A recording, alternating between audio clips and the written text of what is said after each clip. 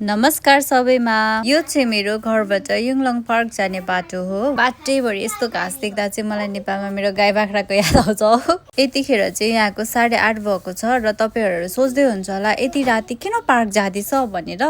अनि आज चाहिँ हङकङमा सबैजनाको सार्वजनिक बिदा रहेको छ किनभने आज चाहिँ हङकङवासीहरूको पर्व रहेको छ जसलाई चाहिँ हामी ल्यान्टर्न फेस्टिभल या मिड अटम फेस्टिभल पनि भन्ने गर्दछौँ। ल्यान्टर्न फेस्टिभल चाहिँ मृतक पुर्खाहरूको सम्मानमा मनाइन्छ। ल्यान्टर्न पर्वको उद्देश्य मेलमिलाप, शान्ति र क्षमालाई प्रबन्धन गर्नु हो। जसरी हामी नेपालीहरूको लागि दशैं तिहार मान चाड हो, चिनियाहरूको लागि पनि यो पर्वले निकै ठुलो महत्त्व राखेको हुन्छ। जसरी नेपालीहरूले तिहारमा घरमा दियोबातीले झिलिमिली बनाएर सजाउँछौँ त्यसरी नै चिनियाहरूले पनि आफ्नो घर ल्यान्टर्नले सजाउने गर्दछन्। माथि देख्न सक्नुहुन्छ यसरी नै चाइनिजहरूले पनि आफ्नो घर सजाएको हुन्छ ल्यान्टर्नहरूले। यस पर्वबारे एक किंवदन्ती पनि रहेको छ।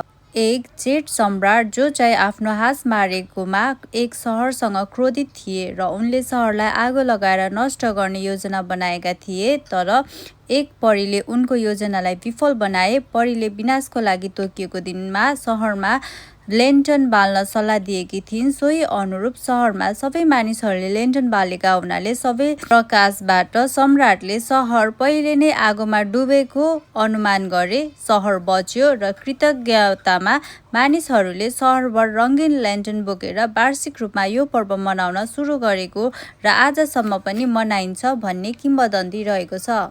यस दिन चिनियाहरूले मुनकेक आदान प्रदान गर्ने गर्दछन्। मुनकेक भनेको ल्यान्टर्न पर्वमा खाइने गोलो चिनिया पेस्ट्री हो जुन चाहिँ पूर्णिमा आकारको हुन्छ र यसले पूर्णता, एकता र पारिवारिक पुनर्मिलनको प्रतीकको रूपमा मानिन्छ।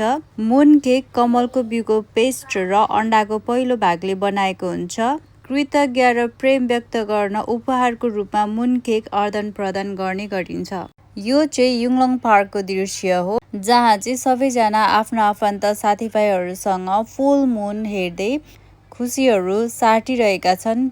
हङकङको अन्य ठाउँहरूमा या अन्य पार्कहरूमा पनि यसरी नै मिड अटम फेस्टिभल मनाइने गरिन्छ।